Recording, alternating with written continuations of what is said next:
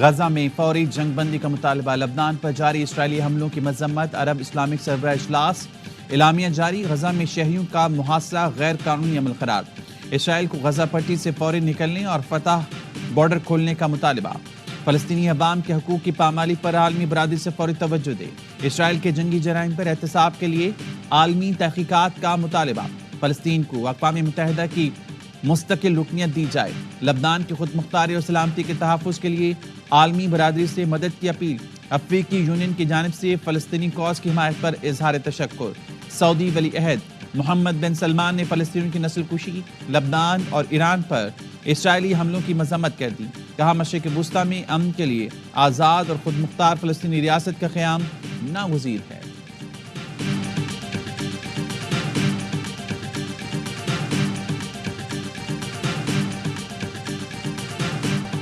جنگی جرائم پر اسرائیل کو کچہری میں لا کر احتساب کرنا ہوگا، فوری اور غیر مشروط جنگ بندی ہونی چاہیے، وزیراعظم شہباز شریف کا ریاض سمٹ سے خطاب، کہا اسرائیل نے غزہ میں مظالم کے تمام حدیں پار کر لیں، اسرائیل کو ہتھیاروں کی فراہمی پر پابندی لگائی جائے، عالمی عدالت انصاف کے فیصلوں کی روشنی میں اقوام متحدہ میں اسرائیل کی رکنیت پر نظر ثانی کی جائے، فلسطینی ریاست کا قیام ناگزیر ہے، دارالحکومت القدس ہونا چاہیے، نہتے فلسطینیوں کو بلا تعطل امداد کی فراہمی یقینی بنانا ہوگی، وزیراعظم کی لبنان اور ایران پر اسرائیلی جارحیت کی مذمت، غیر معمولی اجلاس پر سعودی عرب کو سراہا، وزیراعظم دورے آذربائیجان پہنچ گئے، 13 نومبر کو world leaders climate action summit سے خطاب کریں گے۔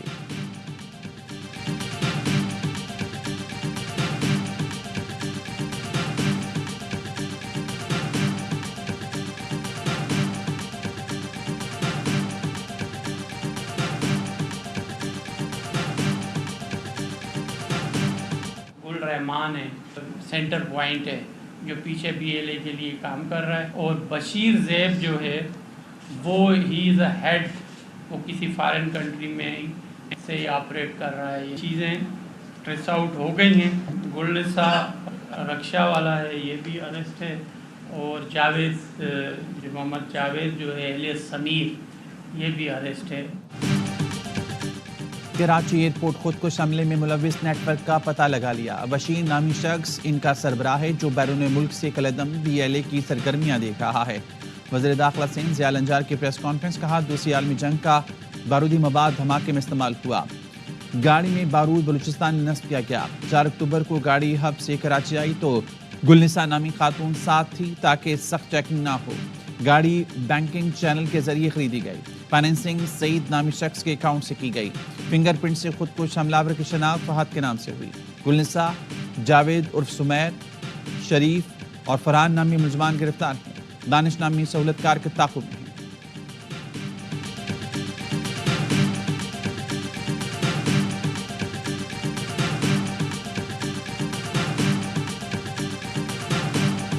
ایئرپورٹ حملے میں استعمال ہونے والی گاڑی کراچی کیسے پہنچی؟ ڈبل کیبن گاڑی کی CCTV ویڈیو سامنے آ گئی، گاڑی سندھ بلوچستان کے داخلی راستے پر دیکھی جا سکتی ہے، ڈبل کیبن کالی گاڑی ٹول پلازا سے گزرتے نظر آ رہی ہے۔ CTD حکام نے بتایا حملے میں استعمال ہونے والی گاڑی ہب ریور روڈ سے کراچی میں داخل ہوئی۔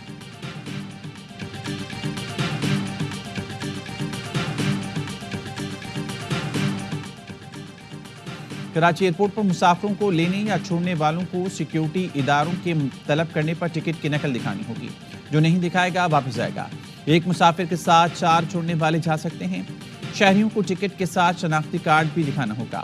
کراچی ایئرپورٹ کے قریب دہشت گرد حملے کے بعد سخت اقدامات کا فیصلہ، پاکستان ایئرپورٹس اتھارٹی نے پلان ترتیب دے دیا، عمل درآمد جلد کرایا جائے گا۔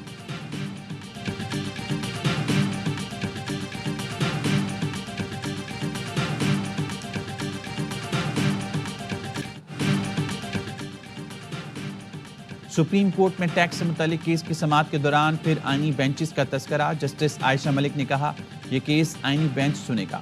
جسٹس منصور علی شاہ نے ریمارکس دیے اس وقت کوئی آئینی بینچ نہیں، تو یہ جو غیر آئینی بینچ بیٹھا ہے اس کا کیا کرنا ہے؟ جب تک آئینی بینچ نہیں بیٹھے گا تو کیا ہم غیر آئینی ہیں؟ یہ سوال سامنے آیا ہے کہ کیس ریگولر بینچ سنے گا یا آئینی بینچ؟ اگر ہم کیس کا فیصلہ کر دیتے ہیں تو کیا ہوگا؟ چلیں اگر ہم خود فیصلہ کر دیتے ہیں تو ہمیں کون روکنے والا ہے؟ نظر ثانی بھی ہمارے پاس آئے گی تو کہہ دیں گے ہمارا دار اختیار ہے۔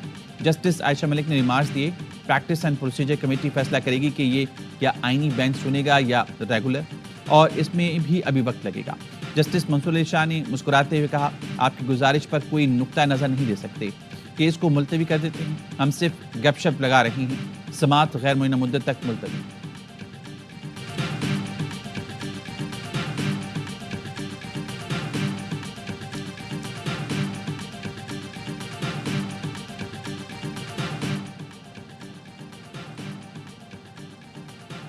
£190 मिलियन रेफरेंस में बानी पीटीआई के वकील ने 79 सवालात के जवाब देने के लिए वक्त मांग लिया। अदालत ने समाअत 13 नवंबर तक मुलतवी कर दी। वकील फैसल चौधरी ने कहा, इस्लामाबाद हाई कोर्ट ने पहले बरियत की दरख्वास्तों पर फैसला का हुक्म दे दिया है।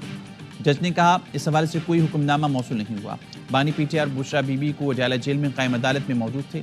बानी पीटीआई के केसेस की तफसील के लिए दरख्वास्त पर इस्लामाबाद हाई कोर्ट के वजारत दाखिला, IG इस्लामाबाद और दीगर नोटिस जुमेरात तक जवाब तलब।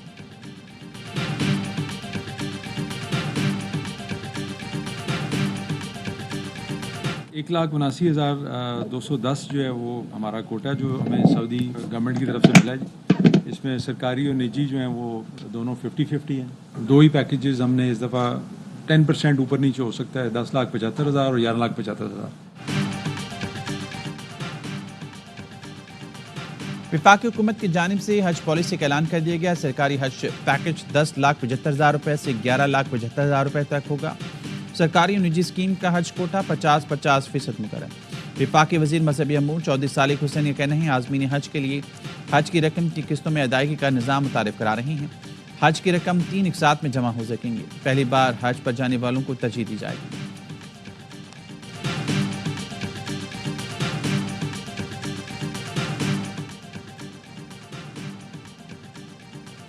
वज़ीर दाखिला मोहसिन नकवी की रायविंड इज्तिमा में शिरकत, तबलीगी जमात के अकाबरीन और बैरून मुल्क से आए शुरका से मुलाकात। वज़ीर दाखिला ने तबलीगी इज्तिमा के लिए शानदार इंतजामात पर मुबारकबाद। मोहसिन नकवी ने कहा, इस्लाम की तबलीग का नेक काम करने वाले दुनिया और आखिरत में कामयाब रहेंगे। हर साल बाकायदगी से तबलीगी इज्तिमा में आता हूँ, यहाँ आकर सुकून मिलता है। तबलीगी जमात के अकाबरीन ने इज्तिमा में आमद पर मोहसिन नकवी का शुक्रिया अदा किया। PTA ने गैर रजिस्टर VPN को फायरवॉल के जरिए ब्लॉक करना शुरू कर दिया।